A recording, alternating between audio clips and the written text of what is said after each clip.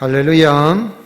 이 한 주간도 하나님이 주시는 은혜와 평강이 넘치는 복된 한 주간 되시기를 예수님의 이름으로 축복합니다.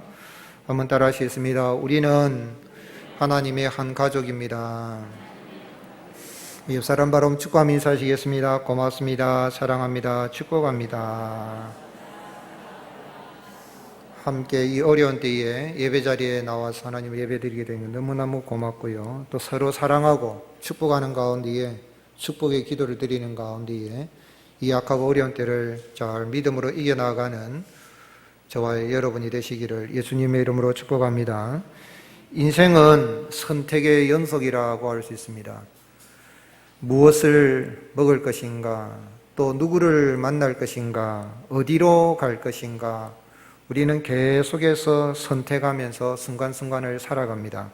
그런 우화가 있습니다. 길을 가던 이 사자가 마침 잠이 든 토끼를 발견했습니다. 그래서 야, 이거 맛있게 생겼겠다 싶어가지고 아이고 웬 떡이냐 싶어서 잠든 토끼를 잡아 먹으려고 하는데 바로 옆에 갑자기 사슴이 뛰어가는 겁니다. 어이구, 이 토끼 먹어서 되겠나, 사슴 잡아 먹어야 되겠다 싶어서 토끼보다 몇 배나 더 맛있어 보이는 사슴을 잡아먹기 위해서 사슴을 잡으러 가는데 사슴이 그냥 있습니까? 다리야 날 살려라 하고 막 도망을 가는데 결국은 이 사슴을 못 잡고 쫓아가다가 추격을 멈추고 그 잠들어 있는 토끼라도 잡아먹어야 되겠다 하고 돌아오니까 토끼가 있습니까 없습니까? 사슴이 도망가고 술래잡기 학원 통해 잠이 깨가지고 뭐지 하고 토끼는 도망을 가버렸습니다. 사자는 수리배를 붙잡고 땅을 치면서 후회했다는 그런 의화입니다. 무슨 이야기입니까? 일에서나 삶에서나 내가 선택을 했으면, 하나를 선택했으면 다른 게 좋아 보여도 포기를 해야 되는데 요거 하다가 안 되니까 여기 좋아 보니까 요거 하고 이러다 보면 이것도 못하고 저것도 못하는 그런 이 모습을 이 우화로 이야기한 거죠. 우리 인생은 수많은 기로에 서 있습니다. 내가 오늘 또 누구를 만날 것인가, 어디로 갈 것인가, 이 문자를 보낼 것인가 말 것인가, 전화를 할 것인가 말 것인가, 그 사람을 만날 것인가 말 것인가, 그 모임에 갈 것인가 말 것인가 계속해서 선택을 하는데 선택을 한 다음에 내가 그 모임에 괜히 갔다, 그 사람을 괜히 만났다, 그 문자를 괜히 보냈다 하면서 후회를 하게 되죠. 오늘 여러분, 내가 어떤 일을 선택했을 때는 다른 것은 포기를 해야만이 행복한 삶을 살아갈 수 있고 내가 선택한 것에 대해서 확신을 가지고 나가야 행복하다는 이야기입니다.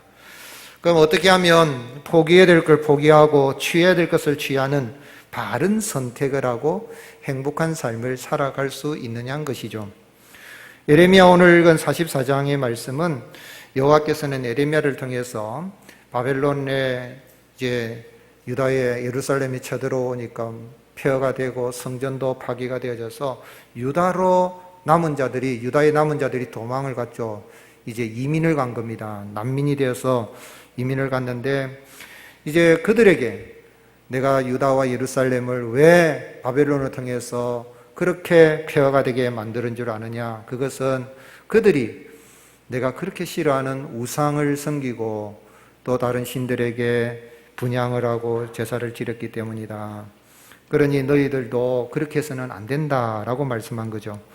그러나 예레미야를 통해서 이렇게 말씀을 줘도 이 유다로 간 유다의 남은 자들은 예레미야 말을 듣지 않습니다. 그래서 애굽 땅에 살려고 고집하는 유다의 남은 자들을 하나님께서는 세 가지 징계하시는 하나님의 형벌의 도구죠.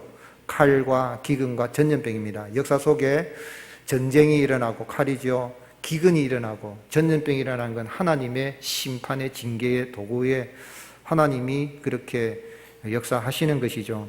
그런데 이 유다 백성에게 이러한 칼과 기근과 전염병을 내려서 이제 세계 여러 나라 가운데 저주스럽게 만들고 놀람이 되게 하고 조롱과 수치의 대상이 되게 할 것이다. 그렇게 말했어요.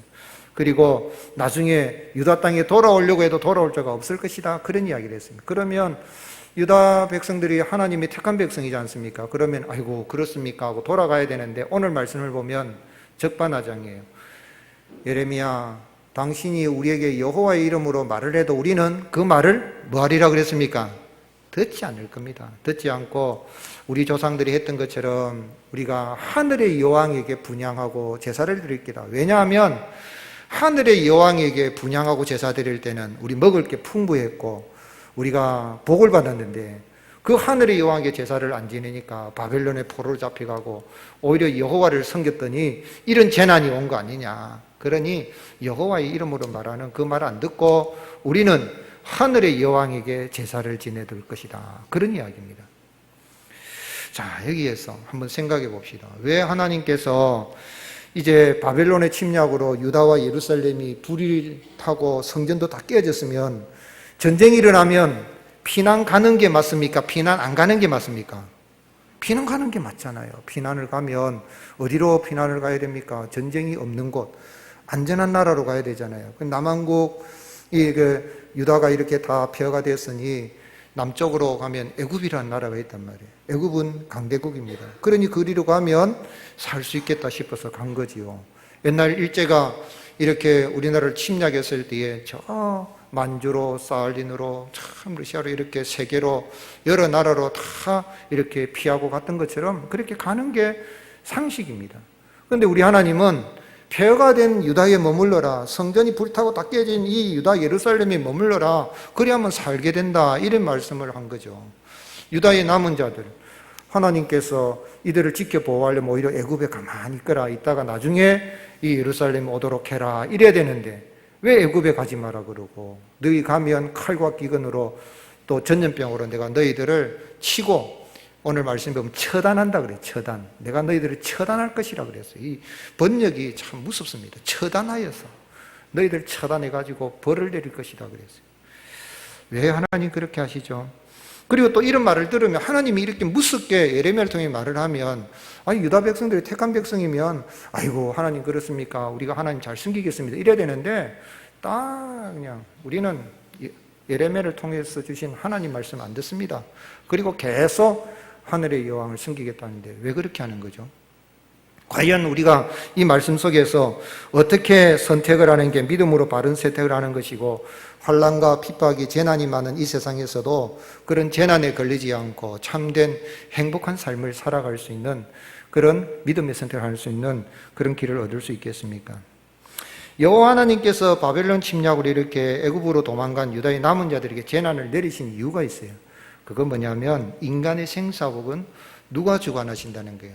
여호와 하나님이 주관하시고 여호와 하나님만이 만복의 근원이시라는 것을 유다 백성들과 주변의 모든 세상 모든 사람들이 알게 하기 위한 거예요. 여러분, 복은 하나님만이 주시는 것입니다. 그런데 우리가 가만히 생각해 보면 하나님은 복을 주시기는 거예요. 오늘 말씀을 보면 하나님은 저주만 내리는 것 같아요. 11절 말씀에 내가 얼굴을 너에게로 향하여 환난을 내리고 온 유다를 끊어버릴 것이다. 그리고 13절에 내가 예루살렘을 벌한 것 같이 애굽 땅에 사는 자들을 칼과 기근과 전염병으로 벌할 것이라 그랬어요. 그러면 참 이렇게 보면 여호와께로부터 이런 징계를 받은 유다의 남은 자들은 그들이 가나안 땅에 있는 하늘의 여왕에게 분향을 하고 전제를 들을 때는 먹을 것이 풍부했다 그랬거든요. 복을 받고 재난을 당하지 아니했다. 17절에 하늘의 여왕이 분향하고 그 앞에 전제를 드리리라. 그때는 우리가 먹을 것이 풍부했다. 복을 받고 재난도 당하지 아니했다. 사실은 잘못 오해를 하고 있는 것이지만 그런 이야기를 한 거예요. 한번 생각해 보세요. 세상에도 보면 하나님 안 믿어도 여호와 하나님 안 믿어도 잘 사는 사람이 있습니까 없습니까? 먹을 것이 풍부하고 복 받는 사람처럼 세상적으로 보면 이야 저 사람은 하나님 안 믿어도 이방 우상 종교, 타 종교를 믿어도 잘 사는 것 같잖아요. 굳이 내가 와서 여호와 하나님 앞에 예배드리고 부자 되는 것도 아닌데 이런 생각이 들 수 있죠. 그러니 안 믿는 사람들이 전도하면 아이고 나 하나님 안 믿어도 잘 삽니다. 당신이나 잘 사세요. 당신이나 천국 가세요. 이렇게 안 믿습니다. 그렇잖아요. 하나님 보면은 하나님 백성들에게 택한 백성이잖아요.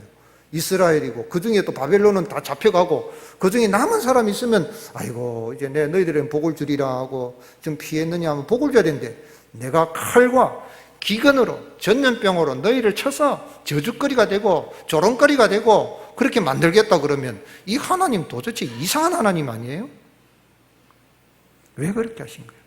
그건요 인생이 바라는 복은요, 어디 여호와 하나님 외에는 줄 수가 없는 거예요. 아무리 땅에서 잘 먹고 잘 살아도 인생이 정말 행복하게 살 수 있는 길은 여호와 하나님만이 주시는 거예요. 우상은 복을 주는 것 같이 우상은 화도 주지도 못하고 복도 내리지를 못하는 거예요. 에레미야 10장 4절 5절 그들이 은과 금으로 그것을 꾸미고 목과 장도리로 그것을 든든히 하여 흔들리지 않게 하나니 그것이 둥근 기둥 같아서 말도 못하며 걸어다니도 못하므로 사람이 메어야 하느니라. 그것이 그들에게 화를 주거나 복을 주지 못하나니 너희는 두려워하지 말라고 그랬어요.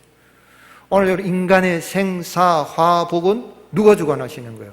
만복의 근원이 되시는 여호와 하나님이 주관하시는 것을 알게 하기 위하여서 하나님이 이스라엘 백성들에게 복을 주시기도 했지만은 하나님을 섬기지 않고 우상을 섬기고 하늘의 여왕을 섬기겠다 그러니 여신을 섬기겠다 그러니 하나님이 그러한 재난을 내리신 이유가 하나님만이 복을 주신다는 걸 알게 하기 위함인 거예요.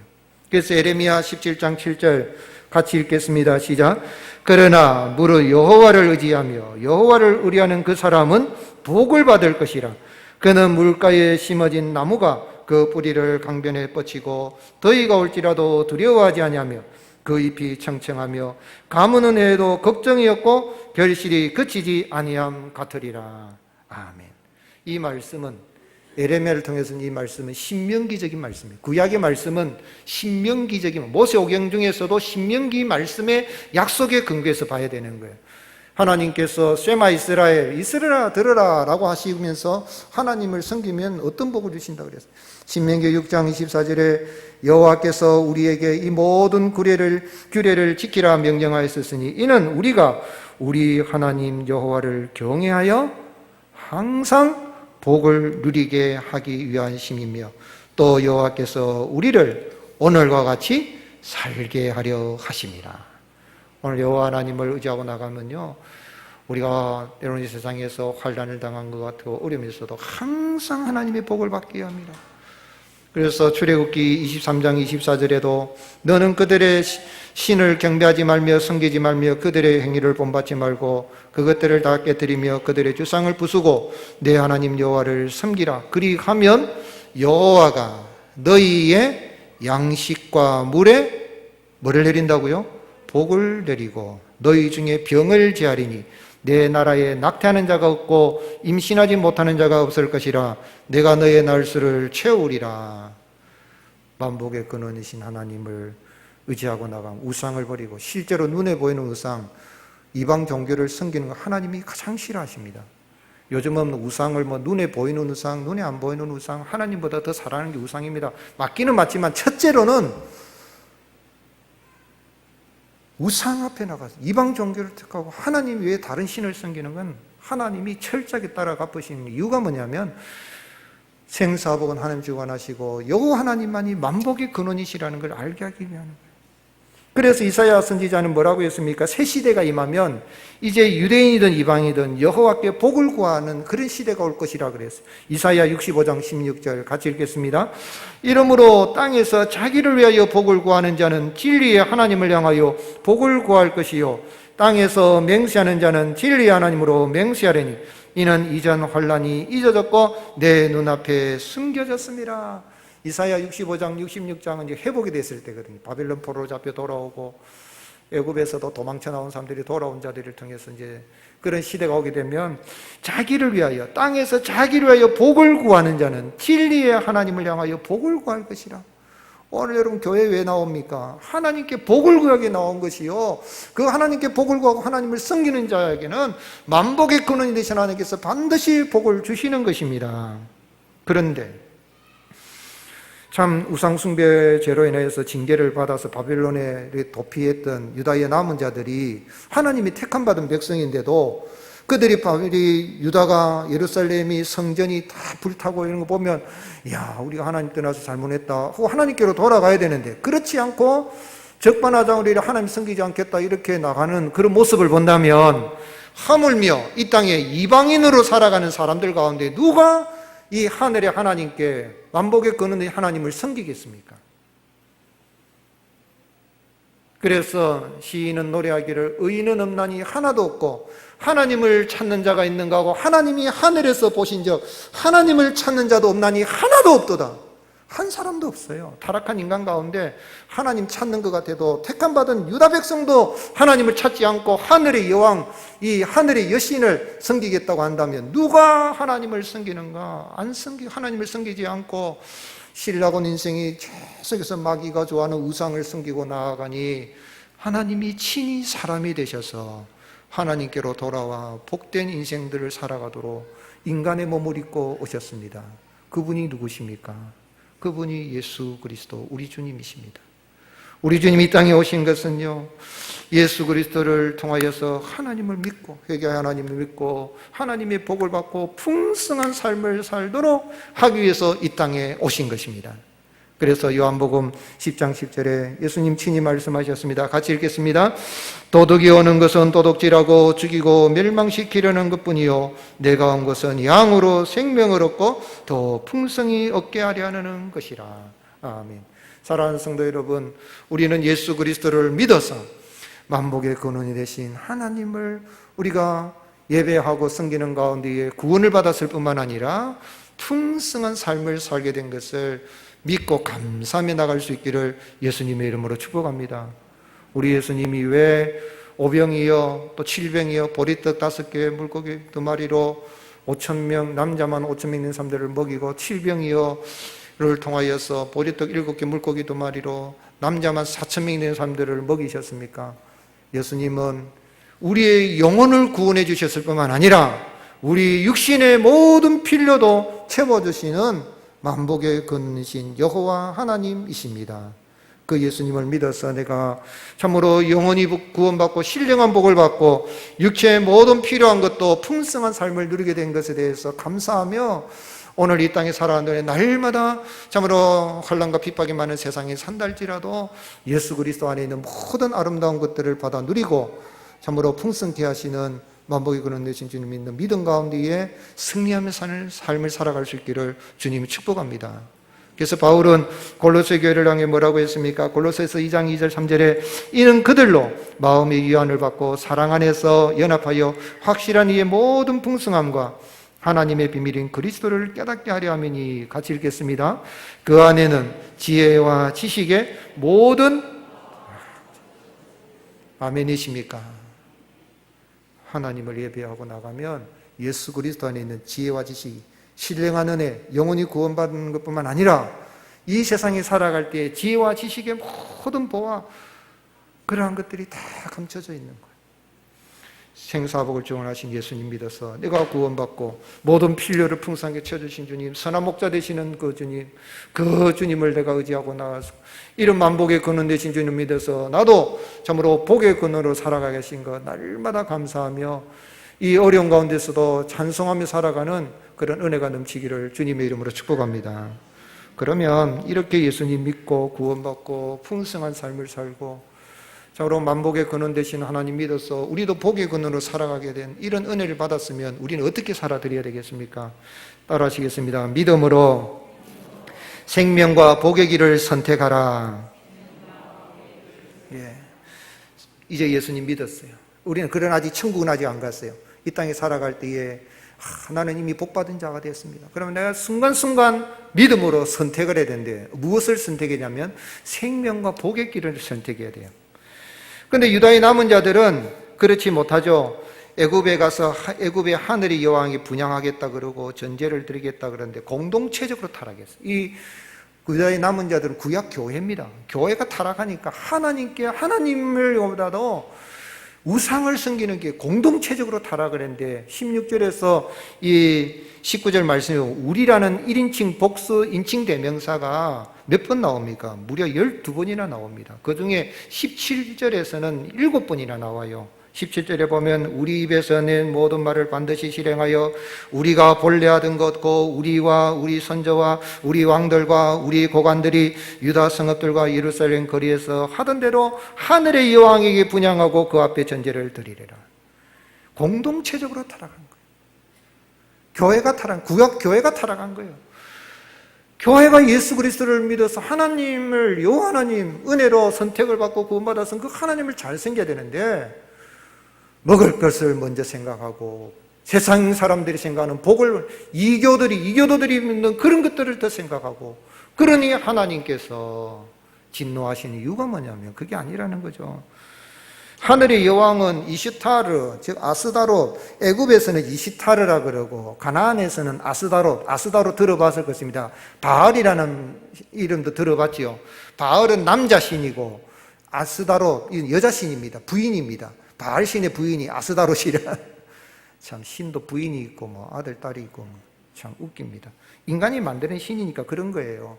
가나안의 3대 신인데 이는 뭐냐면 가슴이 풍만해가지고 그 신을 잘 섬기면 풍요하고 뭐 이런 걸 준다 싶은 거. 하나님은 눈에 안 보이는데 이 아스다롯은 풍성해 보이고 하니까 저 여신을 잘 섬기면 우리가 먹을 게 많고 복을 받겠다 싶고 그걸 선택한 거예요. 하나님 눈에 안 보이도 여호와를 선택해야 되는데 이 모든 일에 가족이 다 동원이 돼가지고 적극적으로 참여한 겁니다. 예레미야 7장 17절에 보면 너는 그들이 유동화 성읍들과 예루살렘 거리에서 행한 일을 보지 못하느냐. 자식들은 나무를 주워 오고 아버지들은 불을 피우고 부녀들은 가루를 반죽해서 하늘의 여왕을 위하여 과자를 만들며 그들이 또 다른 신에게 전제를 부음으로 나의 노를 일으켰느니라. 가족이 다 동원돼 갖고 아들은 밖에 나가서 나무 주워 오면 땔감 주워 오면 아버지는 부엌에 불을 때가 있으면 부인은 반죽을 해가지고 하나님 앞에 소제로 제사를 드리거나 하나님 앞에 제사 드린 게 아니라 하늘의 여왕에게 제사를 드리는 그러한 모습으로 온 가족이 공동체가 택함받은 이스라엘 백성들이 여호와를 선택해야 되는데 여호와를 선택하지 않고 여왕을 선택하고 나갔단 말이에요. 그런데 진짜 하나님의 은혜를 경험한 사람들은 깨달았는데 그건 뭐냐면 이 사람들은 아니다. 아무리 공동체가 타락하고 아무리 구약교회가 타락하고 아무리 나는 타락하더라도 나는 하나님을 섬기고 예수님을 섬기고 나가겠다라고 도망치는 거예요. 그게 14절 같이 읽겠습니다. 시작. 애굽 땅에 들어가서 거기에 머물러 살려는 유다의 남은 자 중에 피하거나 살아남아 소원대로 돌아와서 살고자 하여 유다 땅에 돌아올 자가 없을 것이라. 도망치는 자들 외에는 돌아올 자가 없으리라. 도망치는 자. 신앙은 도망치는 겁니다. 어디에서 도망치는 겁니까? 애굽에서 도망치는 것입니다. 바벨론에서 도망치는 것입니다. 세상의 죄악의 길에서 도망치는 것입니다. 도망치는 거예요. 도망치려고 하면 현재 내가 살고 있는 이것이 잘못됐다는 걸 알고 포기해야 되는 거예요. 애굽 나라에가 이민해서 가면 잘 살 거라고 생각했는데 아니다라고 했으면 아이고 여기도 아니구나 하고 도망쳐서 아버지 하나님이 약속하신 가나안 땅으로 가야 되겠다. 각오를 해야 되고 결단을 해야 되고 현재 삶을 정리를 해야 되는 것이죠. 여호와 하나님께서는 모세를 통하여 뭐라고 말씀했습니까? 신명기 30장 19절에 내가 오늘 하늘과 땅을 불러 너에게 증거를 삼노라. 내가 생명과 사망과 복과 저주를 내 앞에 두었은즉 너와 내 자손이 살기 위하여 뭐를 택하라고요? 생명을 택하고 내 하나님 여호와를 사랑하고 그의 말씀을 청종하며 그를 의지하라. 그는 내 생명이시요 내 장수이시니 여호와께서 내 조상 아브라함과 이삭과 야곱에게 주리라고 맹세하신 땅에 내가 거주하리라. 오늘 여러분 신앙은요, 내가 예수님을 믿어서 진정으로 구원받은 사람은요 믿음의 선택을 하는 거예요. 믿음으로 생명과 복의 길을 날마다 선택하고 나가면 광야 인생길 세상은 요란하고 시끄럽고 전염병이 창궐하고 기근이 있고 전쟁이 일어나도 하나님이 지켜주시고 보호해 주시는 은혜가 임하게 되는 것입니다. 여호수아는 뭐라고 했습니까? 여호수아 24장 14절에 그가 고별 설교와 같은 것에서 마지막 이스라엘 백성들이 당부하기를 그러므로 이제는 여호와를 경외하며 온전함으로 진실함으로 그를 섬기라. 너희의 조상들이 강 저쪽에서 애굽에서 섬기던 신들을 치워버리고 여호와만 섬기라. 만일 여호와를 섬기는 것이 너희에게 좋지 않게 보이거든 너희 조상들이 강 저쪽에서 섬기던 신들인지 또는 너희가 거주하는 땅에 있는 아무리 족속의 신들이든지 다 같이 읽겠습니다. 너희가 섬길 자를 오늘 택하라. 나와 내 집은 여호와를 섬기겠노라. 아멘. 오늘 여러분 나 같은 죄인이 예수님을 믿어서 참 복의 만복에 끄는 대신 그 하나님을 아버지로 섬기고 풍성한 복을 누리게 하신 주님 감사합니다. 날마다 믿음으로 하나님을 섬기기로 선택하고 나가면 우리 하나님께서는 그 가는 길을 늘 형통한 길로 인도해 주시고 안전하게 하시고 지키시고 보호하여 주시는 것입니다. 즉 애굽에서 도망치는 신앙은 뭐냐면 오직 여호와 하나님께만 예배드리는 삶을 최우선순위로 하겠다는 겁니다. 여호와 하나님을 예배하는 삶. 성도는 이 세상에서 나그네로 외국인으로 살아갑니다. 우리의 시민권은 어디에 있습니까? 하늘에 있습니다. 저는 대한민국 시민권을 갖고 있습니다. 대한민국 시민권 가진 거 자랑하십시오. 미국 나라 시민권 가진 것보다 대한민국 시민권 가지고 들어갈 수 있는 나라가 더 많습니다. 별로 감동이 안 되나 봐요. 대한민국에 사니까. 그죠? 미국이 참 좋은 나라는 좋은 나라지만 미국 시민권 대단하죠. 그런데 참 그 나라보다도 대한민국에 내가 시민권 가지고 좋은데 이 대한민국 시민권, 미국 시민권보다 더 귀한 게 하늘나라 시민권. 빌립보서 3장 20절 같이 읽겠습니다. 그러나 우리의 시민권은 하늘에 있는지라 거기로부터 구원하는 자 곧 주 예수 그리스도를 기다리노니. 시민권 갖고 우리가 출입국 관리 이제 딱 통과하는 날이 언제입니까? 내가 죽는 날이라요. 내가 죽는 날은 이제 천국에 이민 가는 나라죠. 천국에 탁 들어간 날이니까 신납니까? 안 신납니까? 할렐루야. 그 목사님 빨리 죽고 가야 되겠네요. 하나님 불러야 가요. 이민국 아무나 갑니까? 딱 때가 있으면 된다니까요. 걱정하지 마십시오. 때 되면 다 불러주십니다. 하나님이 심판의 날이 임하기 전에 죄악된 세상에서 도망갈 각오, 떠나갈 각오를 해야 됩니다. 현재 내가 살고 있는 이 자리가 죄악의 자리인가 아닌가 생각해 봐야 됩니다. 하나님 기뻐하시는 일인가 아닌가, 내가 하고 있는 일이, 내가 만나고 있는 사람이 하나님 기뻐하시는 사람인지 하나님이 싫어하는 것인지를 판단해야 됩니다. 내가 하고 있는 일이 하나님이 기뻐하시는 일인지 아닌지 그걸 판단해야 되는 거예요. 그게 도망칠 각오라는 거예요. 천국 가면 그럼 빨리 죽어서 천국 가자. 우리 집단 자살해서 이단들처럼 그런 말이 아니에요. 여기서 도망칠 각오를 한다는 게 하나님을 예배하러 가면서 하나님이 싫어하는 삶의 예배에 있어서 내가 삶의 자리에 있어서 잘못된 것을 끊어버리고 하나님 기뻐하는 일을 해나가는 것이죠. 존 번연은 그래서 철로 역정에서 이 세상을 무슨 성이라고 그랬습니까? 장망성, 장차 망할 성에서 장망성이라고 한 거예요. 떠나는 거죠. 떠나는 거예요. 복음을 받았으니까 천성을 해 나가는, 우리의 여행길은 장망성을 떠나서 천성을 향해서 나아가는 길인데, 이 천성을 나아갈 때에 우리에게 하나님 말씀에 순종해서 이 도망치는 신앙이 필요한 거예요. 도망치는 믿음의 선택적 삶의 경질적 예배입니다. 오늘 3단계 됐다 그러니까 이제 저도 목사는 지금 4단계 하면 안 되는데 하고 3단계 돼도 마스크 쓰고 해서 세상을 도망쳐서 나온 거예요. 하나님을 의식적으로 예배하는 거예요. 의식적으로 예배할 뿐만 아니라 내 삶 속에서 하나님이 기뻐하시는 삶의 예배자로 살아가겠다라고 하고 하나님의 은혜를 구하는 겁니다. 우리 예수님에게 경배하면 천하만국의 영광을 보여줘서 마귀가 이거 다 너한테 줄 테니까 나에게 한번 절 한 번만 해라. 그럴 때 예수님 뭐라고 했습니까? 마태복음 4장 10절에 이에 예수께서 말씀하시되 뭐라고 했습니까? 따라합시다. 사탄아 물러가라. 사탄아 물러가라. 기록되었으되 주 너희 하나님께 경배하고 다만 그를 섬기라 하느라 휘파하게 사탄아 떠나가라. 여러분, 눈에 보이는 우상, 요즘 하나님보다 더 사랑하는 게 우상입니다. 근데 성경 말씀은 그게 아니에요. 자꾸 그렇게 물타기 하면 안 돼요. 우상 앞에, 이교 앞에 절간에 가고 천하대장군, 지하여장군 그런 우상을 섬기면 하나님이 그냥 두지 않으신다니까요. 먼저 휘파하게 사탄아 하고 내 삶 속에서 하나님의 말씀을 붙들고 나가고 도망치는 신앙을 살아가면 하나님 은혜를 베풀어 주시는 것이죠. 로마서 12장 1절 2절에 뭐라고 했습니까? 오직 마음을 새롭게 하면 이 세대를 본받지 말고 하나님이 기뻐하시고 선하시고 온전한 뜻이 무엇인지 분별하도록 하라. 그리고 너희 몸으로 하나님 앞에 뭐요?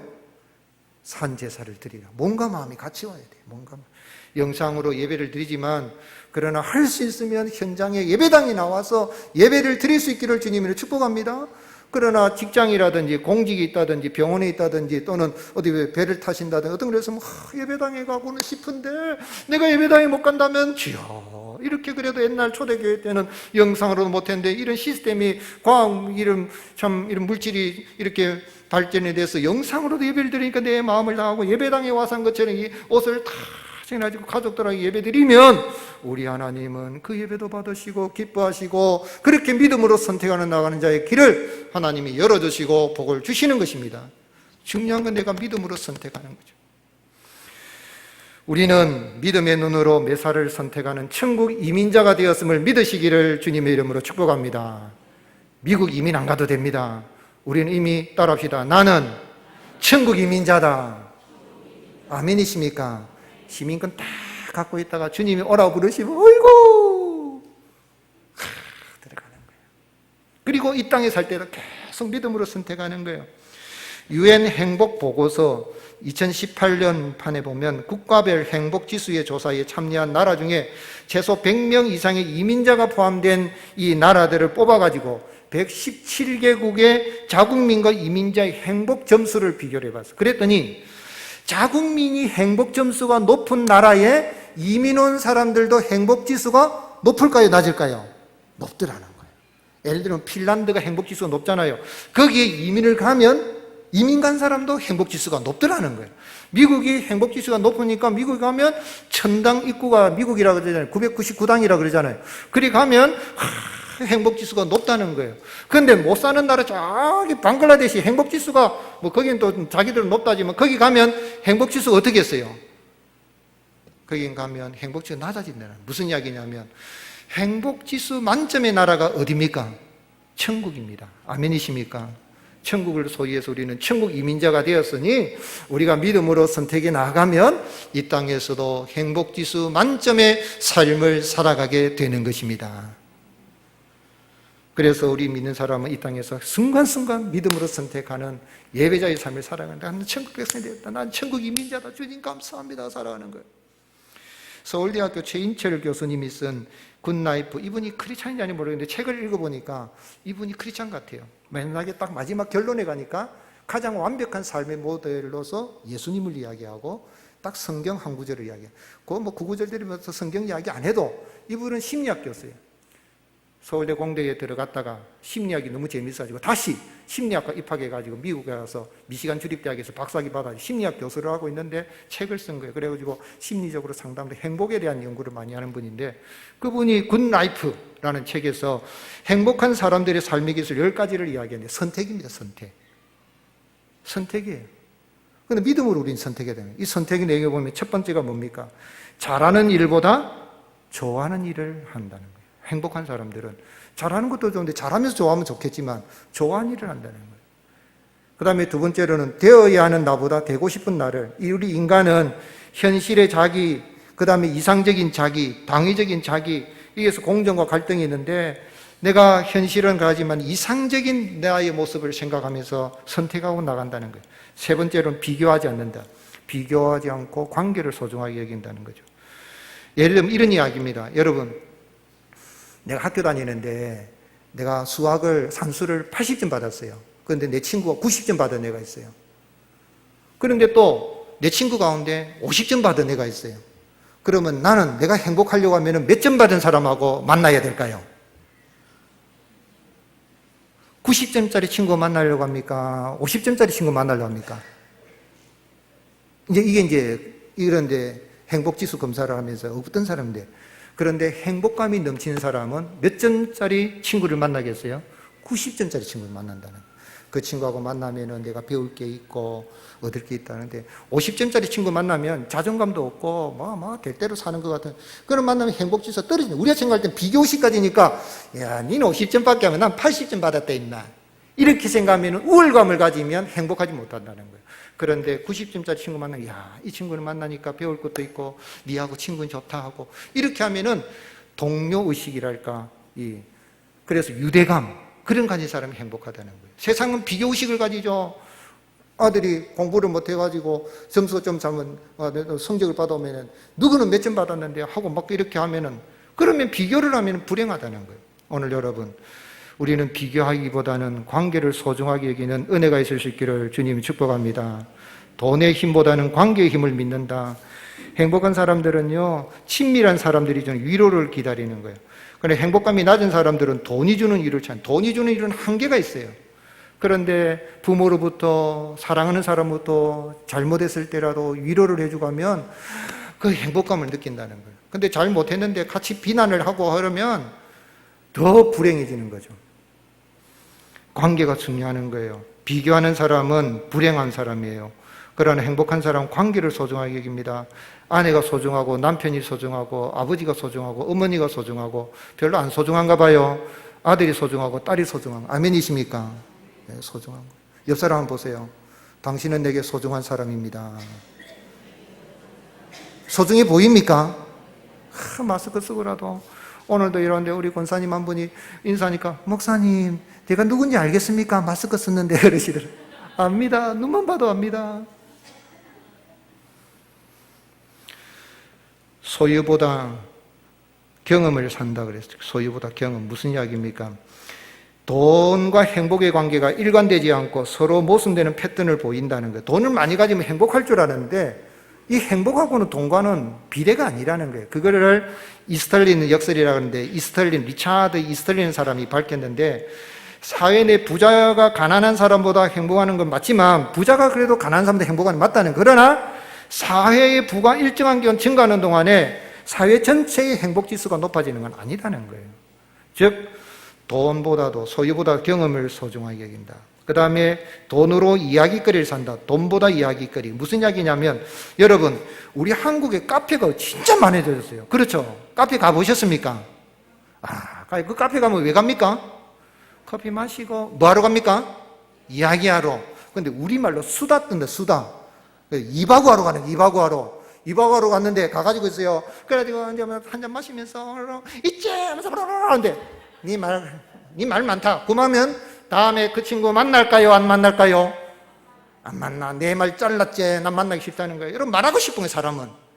우리 교회에서 제일 행복한 사람이 목사라요. 얼마나 떠듭니까? 설교하고 뭐 그죠? 하나님 말씀하면서요. 그런데 여러분 진짜 그래요. 그 목사도요. 니 설교 하나 또 목사가 돼갖고 니 그만해라. 근데 이상하게 목사는 말하면 설교가 나와요. 성경 말씀에 뭐 이런 이야기 나오니까 또 설교한다 그러지. 24시간 성경만 생각하니까. 그런데 설교하지 마라 그러면은 그 사람 안 만나고 싶다니까. 내 설교하고 싶은데. 근데 그게 무슨 이야기냐면 수다를 떨어요. 제일 행복한 게 맛있는 거 좋아하는 사람하고 맛있는 거 먹고 수다 떨면 행복하대요. 행복지수 최고라는 거예요. 이야기거리를 산다. 이야기거리. 이바구거리. 옛날에 참 할아버지 할머니 애가집에 가가지고 있을 때에 탁 눈이 서벅서벅 싹 내리는데 외할아버지가 저 장독에 딱 숨어있는 이 꽃감을 내주든지 홍시를 탁 내주고 먹어라 그러면서 뭐 호랑이 이야기해주고 무슨 이야기해주면 그때가 얼마나 행복합니까? 그런 시절이 있단 말이에요. 수다. 다음에 돈으로 시간을 산다. 여덟 번째로는 걷고 명상하고 여행한다. 행복 칼로리표가 있는데요. 이 행복 칼로리표가 쫙 있어요. 근데 의미가 있고 재미있는 일, 의미가 있고 재미있는 일의 최고가 뭐겠어요? 의미가 있고 재미있는 일 최고가 뭐냐면 여행이랍니다. 여행. 여행이 왜 행복할까? 여행 가면 첫째 뭐를 하지 않는다? 일을 하지 않는다는 게 행복하다. 일하는 거 공부하는 건요 재미도 없고 의미도 없는 게 일하고 공부하는 거래요. 제일 하야 공부하는 거 얼마나 야 공부해라 공부해. 애들 그런 말 하지 마세요. 공부가 얼마나 재미없는 일인데. 제일 재미있는 거 일, 여행 가는 거예요. 여행 가면 일 안 하고 그 다음에 여성분들은 뭐를 안 합니까? 다 아시네요. 밥 안 한다. 그러니까 일 안 하지요. 밥 안 하지요. 근데 좋아하는 사람하고 여행 갔지요. 커피숍에 좋은 환경을 보지요. 거기서 막 떠들지요. 하고 싶은 말 다 하지요. 그러니까 그게 행복이 최고라는 거예요. 우리 예수님이 그래 사신 것 같아요. 제가 가만 보니까 우리 예수님이 3년 동안 사시면서 그 30년 전에는 뭐 했습니까? 예수님 직업이 뭐예요? 목수하고 빼빠려요. 뭐 대표지라고 얼마나 힘들어. 근데 이제는 야 온나 가자 하고 산에 가고 바다 가고 배 타고 가고 모여라 하고 천국 이야기하고 그러다가 먹을 거 없으면 야 기도하자 하고 기도해가지고 5,000명 먹여버리고 뭐 4,000명 먹어버리고 그러니까 얼마나 걸어다니면서 여행하면서 행복하게 사셨는가. 오늘 여러분 이 세상에 우리가 살아갈 때 믿음으로 선택하고 제가 그럼 여행만 가라 그런 말이 아닙니다. 이 땅에 살면서도 운동하고 산책하고 신앙생활하고 이게 행복지수가 높아요. 의미도 있고 재미도 있는 일. 여러분 신앙생활이 재미가 있어야 됩니다. 재밌습니까? 예배드리는 거 재밌습니까? 예배드리는 거 재밌습니까? 찬송하는 거 재밌습니까? 기도하는 거 재밌습니까? 말씀드리는 거 재밌습니까? 재미가 있어야 돼요. 저도 예수님 믿고 예배당이 얼마나 재미인지 몰라요. 그때는 이런 좋은 자리 다녔어요. 마룻바닥에서 마룻바닥에 무릎 꿇고 빨리 안 가면 방석도 없으니까 빨리 가가지고 방석 딱 차지하려고 교회 일찍 가서 앉아가지고 방석하고 또 좋아하는 사람은 이 방석 여기 있다 앉아라 하고 이랬다고. 그리고 여름날 되면 선풍기 얼마나 에어컨 좋습니까? 그때는 막 틀어놓으면 다행인데 그것도 없으니까 창문 다 열고 막 그럼 옆집에서 막 시끄럽다 그러고 또 겨울 되면은 거기서 공탄 넣어가지고 거기서 또 막 전부 다 그 공탄 옆에 막 모여들라고 하고 따뜻한 데 모여들라고 모포 뒤집어 씌고 그렇게 했는데도 너무너무 재미있었다 이 말입니다. 그런데 오늘날은 이렇게 다 쉬어도 목사 설교 안 마치나 오늘 좀 기네 잔소리가 많네 이러면 재미가 없는 거야. 찬송이 재미가 있고 기도가 재미가 있고 말씀이 재미가 있고 헌금 드리는 게 재미가 있고 아멘도 안 하시네. 아멘이십니까? 여러분 우리가 그렇게 하는 거야. 신앙생활이 재미가 있어요. 9번째로 소소한 즐거움을 자주 발견한다. 큰 즐거움 아니 소확행 많이 들어봤지요. 그 다음에 마지막으로 따라합시다. 비움으로 채운다. 이분이 이 최인철 교수가 마지막 여기서 딱 성경을 한 구절을 딱 인용해놨어요. 그게 마태복음 19장 21절이에요. 같이 읽겠습니다. 시작. 예수께서 이르시되 네가 온전하고자 할진대 내 소유를 팔아 가난한 자들에게 주라. 그리하면 하늘에서 보화가 내게 있으리라. 그리고 와서 나를 따르라. 아니 내 가진 거 다 가난한 저뿐 나는 어쩌라고 난 못 먹고 살아라고 생각 드는데 그게 아니라는 거예요. 시간을 나눠주고 물질을 나눠주면 하나님이 더 풍성하게 나눠줄 수 있도록 채워주신다 이 말씀입니다. 그래서 비움으로 채우는 거예요. 체험으로 나의 비움을 채우는 게 아니라 비워주는 거예요. 시간을 내주는 거예요. 내가 물질을 주는 거예요. 나누는 거예요. 구제하는 거예요. 교회 왜 다닙니까? 헌금하고 구제하고 나누고 섬기기 위해서 교회 다니는 그게 예배자의 삶이다 이 말씀입니다. 의식적인 예배에 성공하시고 기쁨이 되고 예배자의 삶을 사는 가운데 기쁨이 되고 믿음으로 선택해 나갈 때에 내가 천국 백성이라면 하나님이 더 풍성히 채워주시는 그 은혜로 이 악하고 어려운 때에 코로나19로 예배가 방해가고 있는 이런 때라도 그런 예배자로 승리하는 삶을 살아가는 복된 인생길 살아가는 저와 여러분 되시기를 예수님의 이름으로 축복합니다.